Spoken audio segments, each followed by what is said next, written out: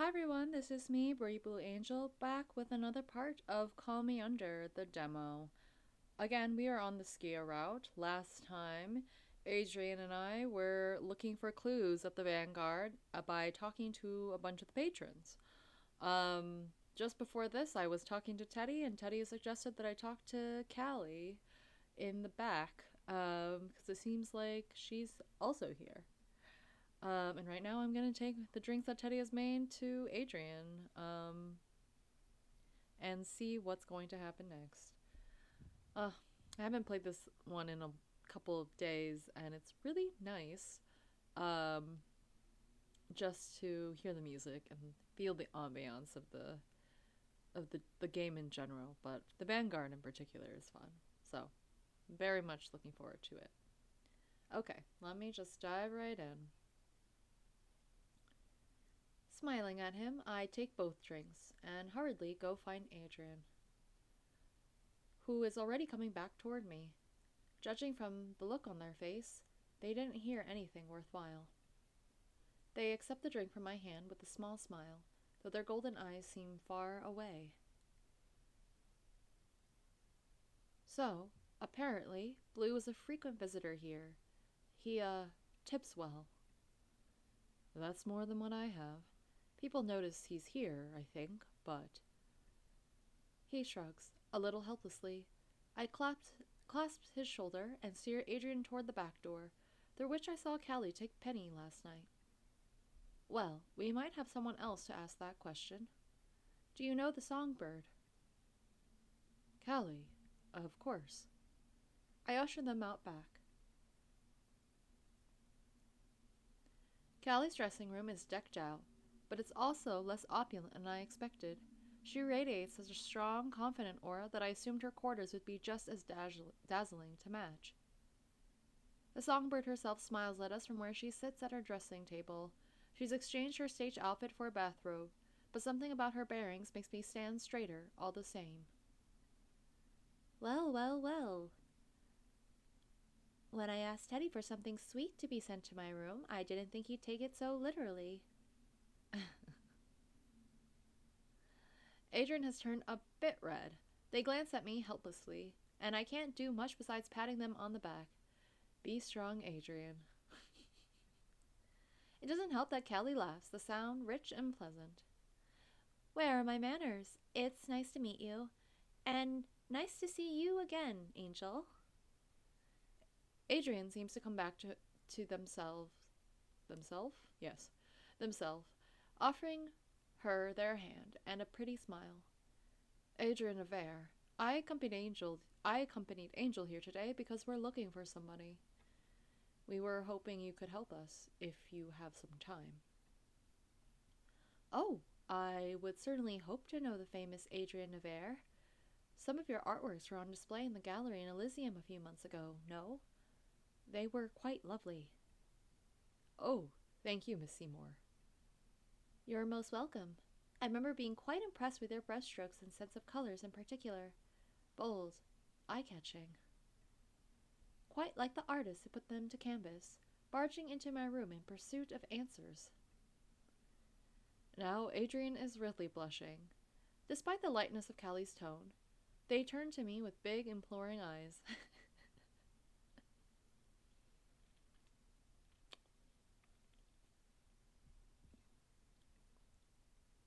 Callie, we really do need your help. Callie chuckles, but thankfully she nods and leans back, waving a casual hand. All right, all right. Lay it on me. What can I do for you? We're looking for a we're looking for a man named Blue Castor. We spoke to Teddy and some patrons, but nobody seems to know where he is, only that he visits often. As someone who's here every night, we were wondering if perhaps you have any ideas. Callie purses her lips. She taps a finger to the corner of her mouth for a moment, considering. I don't want to say that Adrien and I hold our breaths, but I'm pretty sure we both do exactly that. I know the man. Tall, dark-haired, and blue-eyed. Sullen. He's always been a handsome addition to Teddy's nightly patrons. but almost amusingly repellent to any attempts at socializing, I should say, unless it's on his terms. Yeah, we got that impression. I don't know why, but the others we've asked don't seem to like talking about him. You mentioned you've got a knack for knowing folks in this city, so do you have any idea why people might act like that? Color me flattered that you remembered our brief talk so well, Angel. Don't worry, though. Styx is a nice, friendly city. People here like their secrets and privacy, but you're supposed to be at least cordial with your fellows. But that's not the case with Mr. Castor. If he doesn't care for you, he'll make damn sure you know it.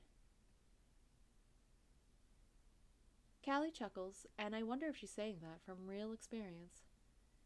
He comes in quite late in the night, maybe an hour before closing. His tips keep his name out of the servers' mouths, I imagine, and he usually leaves us some company, something pretty to take home. Adrien blushing at that. Mr. Castor is either not interested in me or can't afford to risk me opening my mouth about him afterward, so I've never been a candidate to be one of those pretty things. She narrows her eyes along as I nod, staring at me with a sharp kind of focus. Too smart for her own good, I think. You think Castor has something to do with all of this? The missing people? The murders? Nothing's concrete, but for what it's worth, I don't think so. Still, I think he's connected somehow. To something. I glance at Adrien, who presses their lips together. They give me a doubtful look. Maybe I'm saying too much, but then Callie is an informant, so whetting her appetite with morsels of information is surely the key to her heart. Well, it's better to be vigilant, I suppose, and I do love poking around people's business from time to time. If you hear anything else in the future, could you let us know? Well, let Angel know, I suppose. You're asking for favors there, sweetheart. Those don't come for free, you know. Well, it depends on whether or not Penelope is with you next time. Callie winks, showing us she's only teasing, but the gleam in her eyes make me really think I should bring Penny with us next time. Not that I think Penny herself would mind.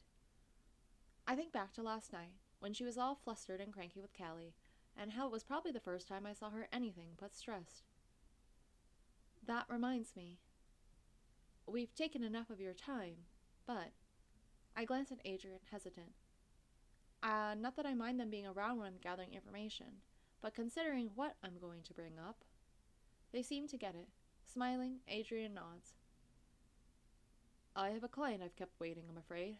I'd better go see to them. Thank you for indulging us, Miss Seymour.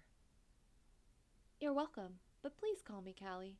I'd say discussing murderers and missing people means we can ditch the formalities, right? Yeah, right. Yes, of course. Callie.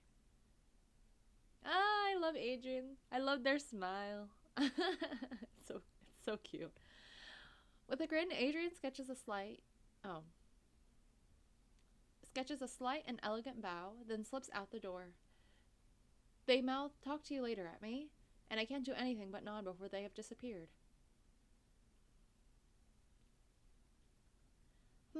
I know I call a lot of people sweetheart, but that is a whole sweetheart.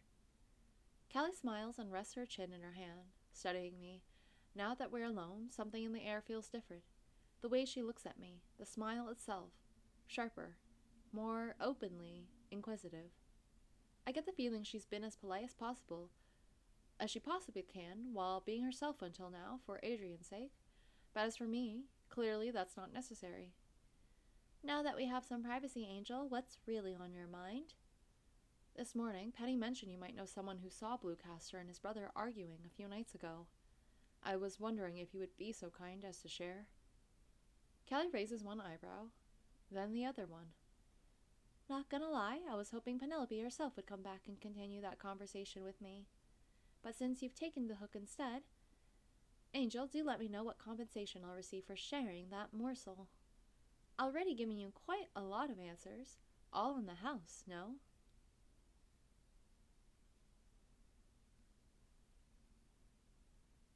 I think last time I chose anything you want within reason. Slowly, deliberately, I take a step closer to her. She watches me with golden eyes, her plush lips curved in a beautiful but wicked smile. Her full lashes spare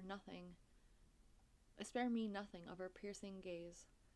Anything you want. You've been quite generous already, like you said.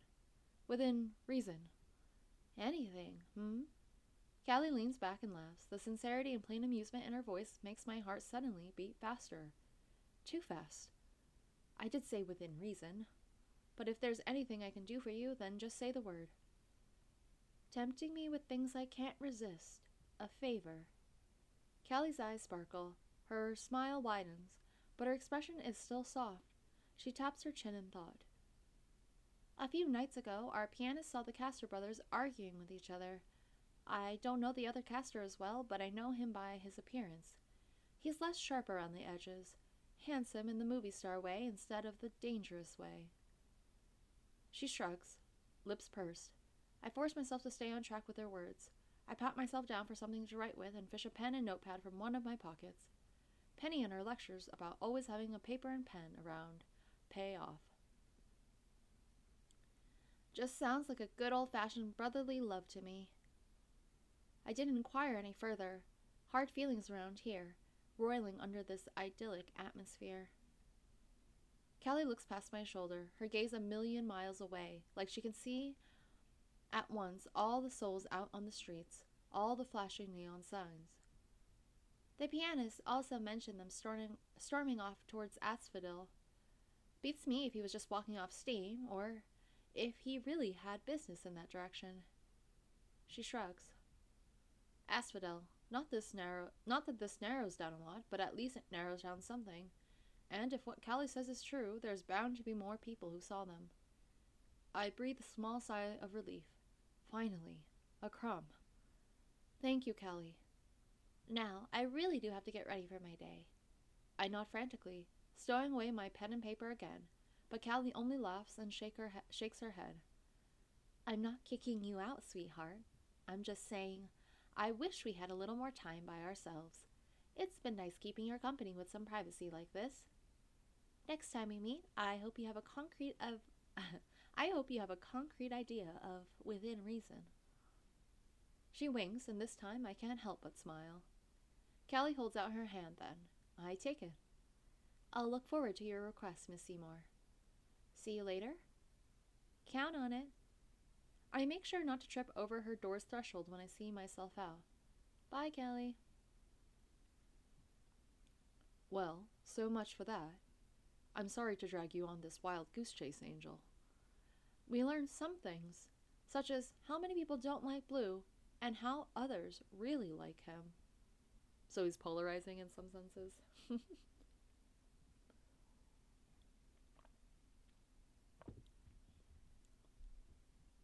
Adrien laughs again, more light-hearted this time, and I can't resist myself from smiling. They grin at me, all sharp teeth. Then how about this?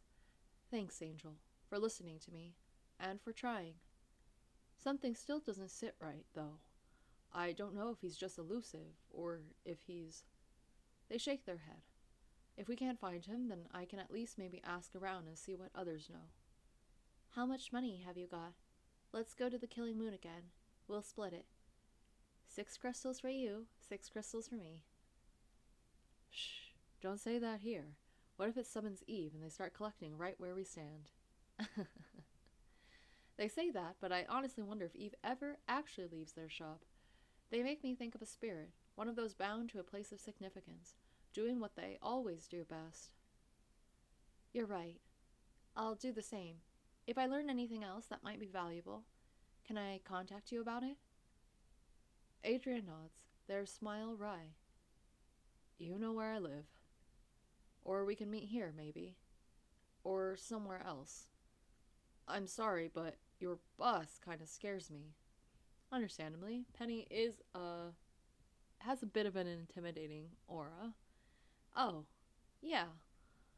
I can't tell Adrien she's harmless because that's not true. They seem to know it and chuckle, clasping my arm.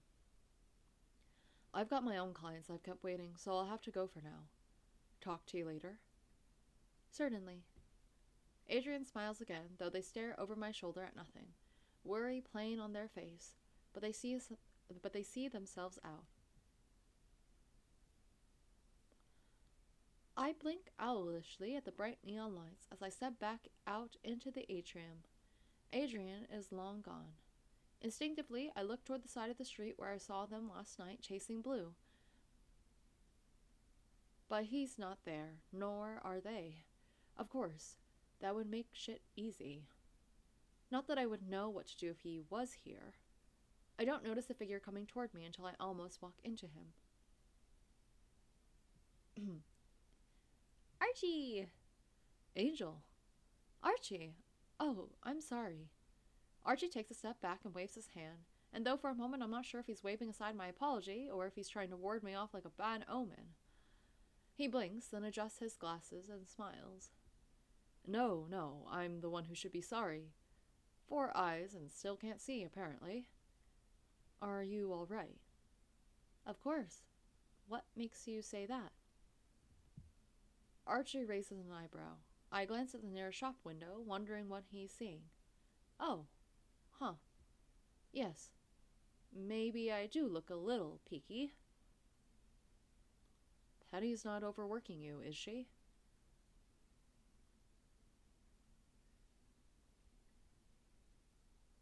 There's a sincerity to his tone that feels warm in my chest.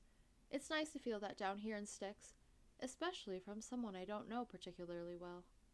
Then again, it could just be the fact that his job is to be empathetic, but I don't think that that's the case. Oh, she isn't, but thank you for asking. If you're worried about me, you should see her. I can't imagine. Archie's face tells me he can but doesn't want to. More striking is the concern is genuine, and how much of it weighs in its expression. Don't worry, she's got me now, remember? You're right, she does. I leave things in your capable hands. He nods mock solemnly, though his smile takes away any sting his words might have. Almost involuntarily, I feel myself a little more relaxed. What are you doing out here? Were the tapes I gave you not enough to work with? Oh, they're more than enough, thanks. I mean it. If you find any more, bring them over. But, please. Archie laughs, shaking his head. I have more. Of course I have more. My old man was someone who liked to talk. I nod, but my mind is drifting back to this morning, to the one tape I have had a chance to listen to. Your father, was he an archaeologist? Instantly, Archie's friendly demeanor sinks. Not too much that I curse myself for asking the question, but his lips still thin and his jaw still stiffens. He shifts on his feet, taking a half step away from me. And okay, I do regret saying this. I'm sorry, just forget about it. No, it's fine. You would be a poor investigator if you didn't ask questions that put people a little ill at ease, right? Well, that's more Penny's job. I'm just supposed to be sorry. Well, that's more Penny's job. I'm just supposed to be transcribing tapes. He raises an eyebrow and gives me a once-over. Point taken. I'm not sitting in Penny's office working on that, but how was I supposed to know this would be such a wild goose chase? I set out with Adrien this morning thinking we had a lead. If we all did what we were supposed to, I don't think anything would have ever gotten done. Nothing meaningful, anyway. That was what my father was looking for. Archie takes a few steps away and inclines his head, and I follow him to a quieter corner of the street. With a flush of embarrassment, I realize we have been talking while standing around in front of the shops. Not that the citizens seem to even realize we're there. Does anyone realize anyone's here? Or is it all a pleasant dream in the city until a body shows up, mutilated and wrecked? To answer your question, no. He wasn't an archaeologist. I'll be honest, I don't know what he was really looking for. Maybe that's why he never found it, even at the end of his life. I'm sorry to hear that. You're kind to say that, but don't be. It's hard missing someone who was barely ever there. Archie smiles, but there's a slightly bitter twist to it. May I also be candid with you? Of course. I can't say I know Penny that well. She gets annoyed by people like me, but I do know. She's a very focused and ferociously effective detective. For her aide to be running around while there's potentially still important work to be done, work that could lead to answers, you must be on a mission yourself. But you're not asking me about the tapes. You're asking about my father. You'll have to help me out here. What is it that you're really trying to figure out?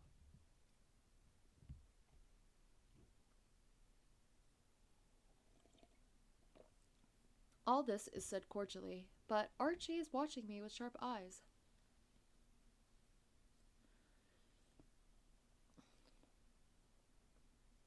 I don't. I mean.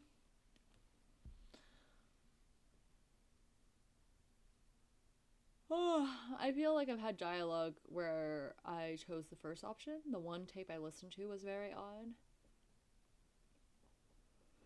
I kind of want to pick a different option, and I don't think it'll be none of your business. I just want to say don't read too much into it.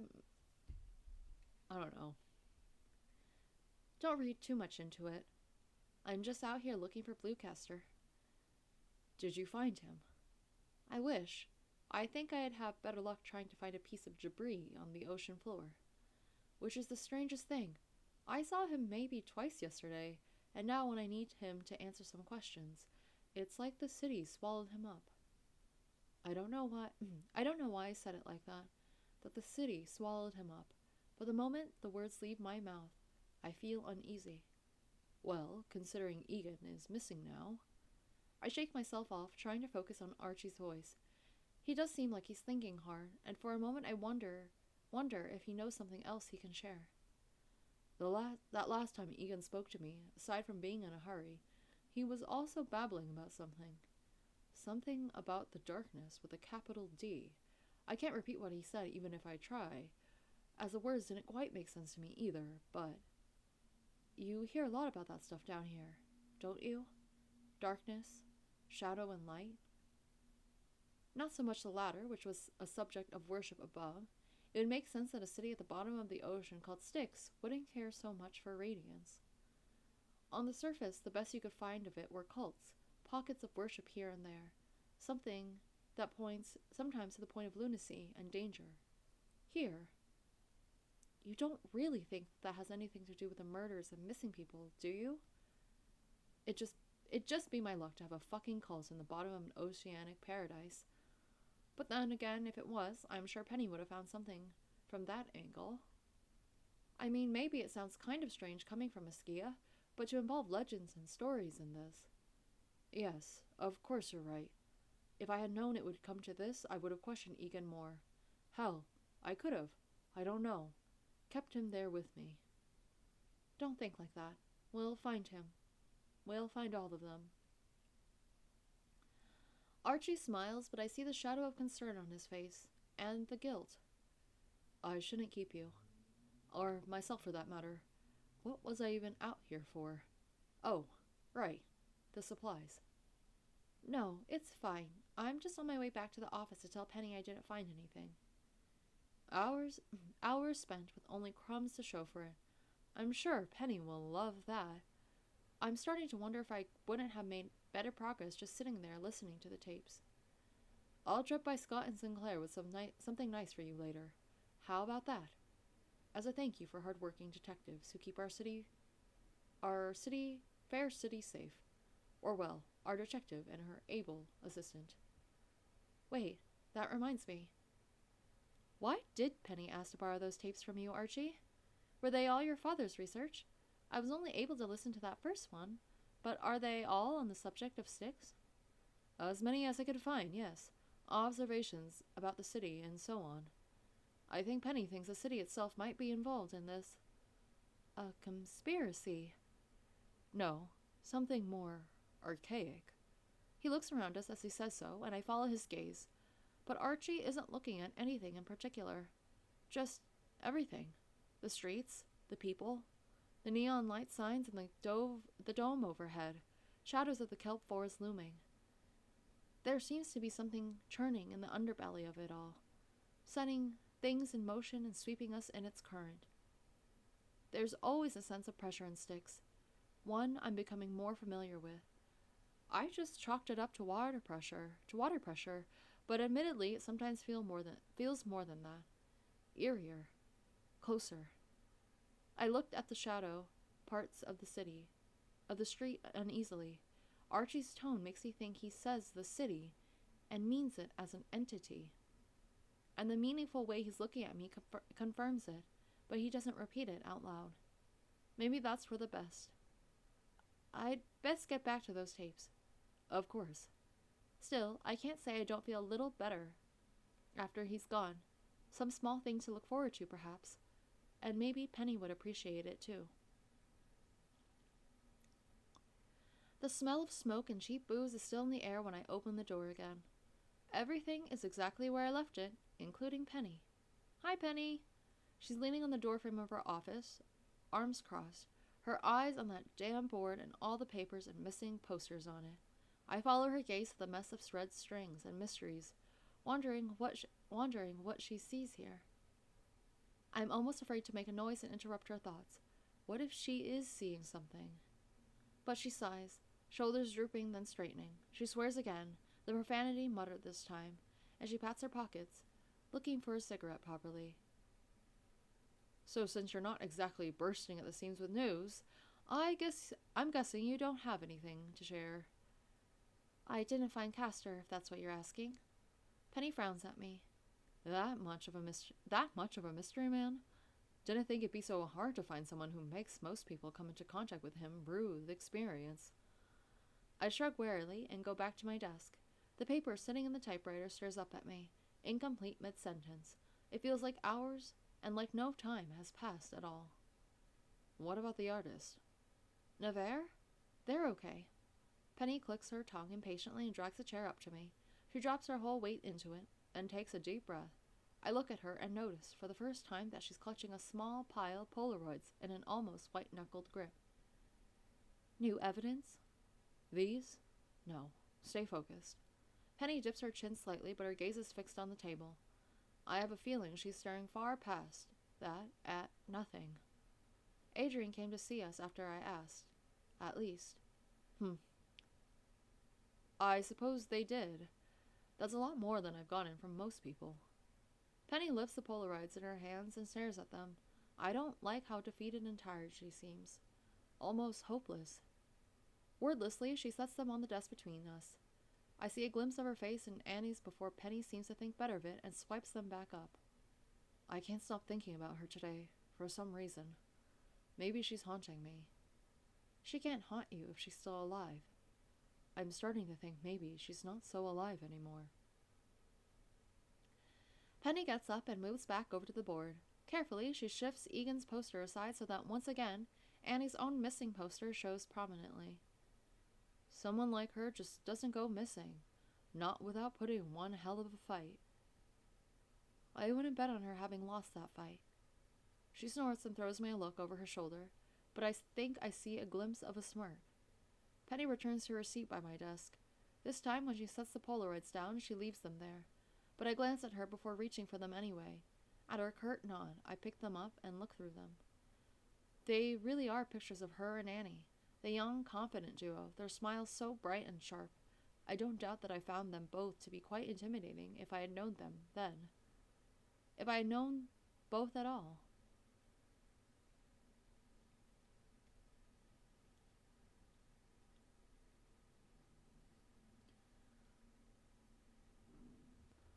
When I left school, I got stuck working at the graveyard shift in a mortuary in Brooklyn. I always wanted to help people, but I've never been all that fond of being around them, so I settled helping the dead. Annie would come in to identify bodies and get reports for her cases. You know, the usual detective shit. I was always so in awe of her. She was a force to be reckoned with, always surrounded by swaths of arrogant men who thought they knew better, and yet she commanded every room she walked into. I think she saw something in me that I didn't even see in my self. Annie gave me her card one night and told me to call her if I ever fancied getting out of this rotting basement and onto the streets. Told me my talents were wasted, being elbow deep in torsos. She quit working for the police department to open up a private agency, and my work with forensics was appealing to her. I was always content with the idea of making a living cutting up bodies or taking photos of brains splattered on walls, but she showed me that there was more for me. She taught me so much, and we were unstoppable together. We put away more criminals than I could count, and I felt like I was making a difference for once in my life. There's a pause there. I look up from the Polaroids and find Penny staring at them in my hands, arms crossed and expression dark. Annie started being a liaison for people coming in here, too. An old colleague of hers got sent here on witness protection after getting into some particular nasty trouble up on the surface. He would smuggle letters to Annie with supply deliveries or new arrivals. She thought he was talking shit for a good while, and so did I. When some guy who thought you were long dead writes to you and tells you there's a secret city under the ocean, you laugh it off, right? We got caught in a bad case, with bad people. People who can make everything you've ever worked for disappear in a heartbeat. I almost died because of them. They burned our office to the ground and got trigger happy over some petty dispute. Organized crime is a real bitch, you know. They said they'd kill us and our families if we ever stepped foot in New York again. We were the only ones who ever came close to shutting them down, and they would have followed up on that threat without blinking an eye. She takes a sharp breath, then still shudders just a little at the end, and lets it out slowly, and leans her elbow on my desk, her hands knitted together. I wonder if she does it so she won't fidget or reach for a smoke. We had no choice but to go missing ourselves, so we smuggled our sorry asses down here, and that was that. My family thinks I'm dead, and Annie doesn't have a family besides little old me. Penny chuckles. The sound doesn't get past her lips, reverberating instead somewhere in her throat and her lungs. In a sudden blinding moment, I see her grief for what it is. And now she's gone. Fucking gone. After all we've been through. This office meant for two, now with only her here, alone. A mystery that should have been shared would have surely been nowhere near unsolvable in the face of Annie and Penny's well-oiled partnership. Even I'm only a stranger of opportunity. Nothing quite chases away the loneliness that haunts every surface, every particle in Scott and Sinclair investigations. Reach for her hand. Before I can control myself, against my better judgment, I reach for her. My brain manages to hit the brakes before I actually commit the cardinal sin of touching Penny, but it's too late. I move too close in doing this, into her space. Penny jerks back, surprised if not a little indignant, and if a hole opens up right now and swallows me, that would be very nice. I clear my throat and place my hands in my lap. I want you to know I'm here, for you, not just as your scribe or your employee, but as your friend, if you'll have me. Penny blinks, then she blinks again. Then she scoffs, but as I can't bear to meet her eyes, I know the corners of her mouth twitch up and see her relaxing. Just a little. You're honest, sincere. I've always liked the best about you. Really? Penny turns away, frowning. Is that pink on her cheeks? I'm not repeating that. Ugh. Penny leans back in the chair and runs her hands through her hair, then scrubs at her face vigorously. And now I've said too much. You don't respect me anymore, do you? Why would you ever think that? She puts all four of her chair's legs down again and levels me with a look. I stare straight back, stubborn. Then Penny looks away. Thanks, Angel. I mean it. You're welcome, and I mean that too. Penny reaches over and gives my arm a light tap. Then she gets up. She goes to the board again, arms crossed. There's a moment of silence where I can almost hear the cogs in Penny's knife-sharp mind whir. I want you to stay on Castor's case.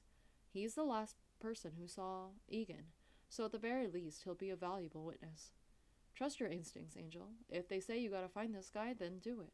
Just don't put yourself in danger, you hear? Got it, boss. And you look like shit. Wow, thanks, boss. Feels extra special hearing that from you. I tap the corner of my eye, and Penny scowls at me. It has the effect of making her own eye bags look especially prominent. Yeah, well, I'm the only one around here allowed to have these. Got it? Shaking my head, I turned back to the typewriter and the tapes. Despite what she said, my run-in with Archie is making me wonder if I shouldn't try to listen to at least a few more. Either way, the one I heard this morning isn't leaving me. Go ahead, I'll lock up after you. Just another hour at most, I promise. Penny frowns. For a second, I think she's really going to see me out of here with the business end of her high heels applied to my ass, but she sighs. 1 hour. I nod as many times as it takes to be convincing. Penny glares at me the whole way out anyway, and she grabs her coat and gathers her things. Excuse me. I know she's not going to get much sleep tonight, and neither am I. Might as well get something in, right? But then she's gone, and the silence feels different. Even lonelier, if that was possible. I try to turn on a tape, but the words don't register no matter how many times I play it. Frustrated, I get out of my chair and go to the board myself. Red strings. Connections that lead to nowhere. Or in circles. Where did you all go? The missing posters, of course, don't answer. Styx isn't a city that understands the concept of night, but I can tell it's late by how much emptier the streets are when I finally close up and step outside. That, and some of the neon signs have either dimmed or been switched off. It's eerie. In times like these, the reality that we're under the sea sinks in, and I shudder involuntarily. Skias can't transform, not like sirens can. We're made up of the sea, but not enough to become part of it. Skia exists in this in-between of earth and ocean, of human and siren. The waves call for us, but we can never fully be submerged. If the glass shatters, we will still drown, and beyond the dome, the inky depths of the ocean, the towering spires of seaweed, forests loom. Okay, stop thinking about it. Even the sound of my own voice feels weird, almost invasive in this thick silence. Better get going. It's about the right time of night. The vanguard is bustling with its usual crowd, and Callie's already on stage. By force of habit, I almost go over to one of the booths and order a drink and dinner. But I can't. I have a purpose here tonight. Teddy is busy with a gaggle of tipsy patrons, and so I find my own seat, at the bar, with the best view of the entire lounge. How lucky it would be if Blue Castor was here tonight. Though, I have to say, I'd be kind of miffed if Adrien and I spent our entire day looking for him, and then he just casually shows up for a drink. You know, like a normal person. Warily, I rub at my eyes in an effort to keep them open. Normal people don't appear in visions. Have I been stupid this whole time? It's more between Adrien and him, right? What questions do I even have for him anyway? There's a gentle clinking of ice and glass, and I open my eyes to see my usual order sitting in front of me. Teddy, already walking away to serve another, throws me a wink over his shoulder. I smile at him, then pause. It's him. Even from this distance, I can tell the mood around him is dark. He's taken the opposite corner of mine from the bar, head down so that I can only see the grim line of his mouth and his curtain of ink-black hair if I squint. I feel like we should also watch him and then also follow him if he does leave the vanguard. I think that's one way to think about it. The other way is that we just approach him and demand answers, but I'm not quite sure if that's going to work in this route at all. That could be very direct and very, like, it might speed up things, but I think that will scare him off a lot. So yeah. Yeah. I've already saved here, so if it's not the right choice, or if it's a choice that leads to a certain type of ending, I will come back and go approach him instead. I swirl the drink in my hand. I swirl the drink in my glass, suddenly nervous now that he's here. Should I go over and, well, I don't know, say hi? Ask him if he feels like he's been featured in any dreams lately. In the end, I stay where I am, simply watching Castor as surreptitiously as I can. I probably shouldn't engage him without Adrien anyway, but Adrien isn't here, and I can't just run and get them. Do we not have cell phones in Styx? I wish that was a thing. As I'm worrying about the hows of it, Castor gets up. He slips what looks like a generous payment under his empty glass, fixes his coat, and heads out. I have to follow him. Exactly, that's what I was thinking. Blue is strangely difficult to keep track of in the streets. When he passes under the lights, it's easy enough, but whenever he steps into the shadows, I almost lose sight of him. Once or twice, I think I do lose him, save the sound of his footsteps, faint, but steady enough. Fighting my conscience every step of the way isn't fun either. What am I? The serial killer we're looking for? Stalking a stranger home? I tell myself it's the only way I can find a solid place to see him, and maybe I'll even apologize later. Eventually, mercifully, we're at the entrance to Asphodel. I watch Blue turn into the tunnels, and nearly gasp loud enough to be discovered when a shadow launches himself into him, slamming him to the wall. No, not a shadow. Adrien. There's a sickening thud where Blue's back hits bricks, emphasized in the silence. But he doesn't seem upset, not like Adrien is. They stare at him, their chest heaving where they try to catch their breath. Their jaw is clenched so tight, I'm sure they're going to bare their teeth at him. Neither of them have noticed me yet, and I don't know if I want to. This is Adrien? The sweet, shy, earnest artist I worked with this morning? You. I didn't think you were real. Blue, meanwhile, only sighs. The sheer condescension in it would have made me forgive Adrien for ripping his throat out and losing our only lead. You look even prettier in person. Blue, you could be dying in a second, and you are flirting. I guess that is part of Blue's charm. Oh, I forgot. This is where it ends. So truly, I have cut us off too early. I gave it my best shot, and I did not find the CG. I'm sure someone will tell me where the CG... Can I click on it? Oh, that's fine. There's Adrien, there's Blue, there's Adrien. Wouldn't there be one of, like, Eve and Blue here, maybe? Or even anything with Penny? I don't know. It's okay. I'm fine. Okay, thank you so much, everyone, for watching me play Call Me Under the demo. I'm very excited for this game. Okay, that was really fun. I'm really enjoying it. I love all the characters that we get to see. They're all very mysterious, and they all have their own secrets, which makes me very intrigued to see how this will all flesh out in the full game. I had to check when the full game might be available, but that's to be determined. Because it seems that the game developers are still developing this game, which is great. But I'm assuming it's closer to being finished than not, but not by any means going to be done in the next week or so. Which, that is okay. I'll just wait with bated breath for when the full game is out, because I would love to know what happens and get to play the Skia and the human routes once we do have the full game.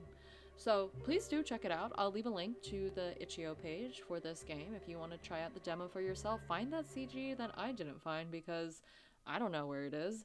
And honestly, enjoy the art of the characters, the background, the story, the music. I love also just like the colors in general, like with all like the type, the font type and all that. It's very beautiful. It's very, very beautifully done. So yeah, thank you so much for watching. I hope that you have a good rest of your day, and I will see you next time. Bye!